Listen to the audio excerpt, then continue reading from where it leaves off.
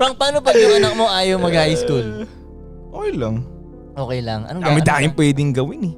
Tingin ko yung mga school sa totoo lang para sa mga taong hindi alam yung better na gagawin. Yeah. Ay, tangina. Galing nun, pre. Wait. Paano naman malalaman? Bata yun siya eh. Kumbaga siyempre sa Explore. mata. Explore. Hayaan mo siya madapa. O yung basically. tol dati, yung school daw, ang gagawin, aalamin muna kung saan malakas yung bata. Tapos kung saan siya magaling, o bawa science, o dun, yun yung ipapaaral sa kanya.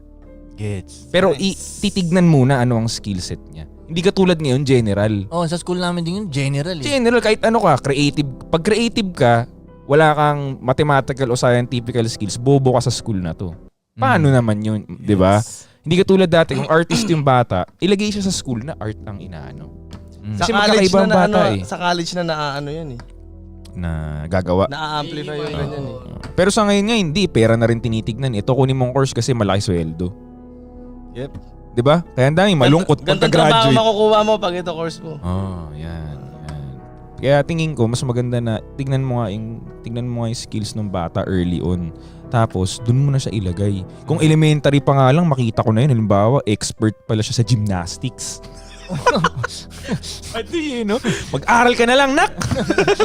Bad trip yung gusto. Di ba? Kung makita na niya yung skills na gusto niya talaga ng elementary pa lang,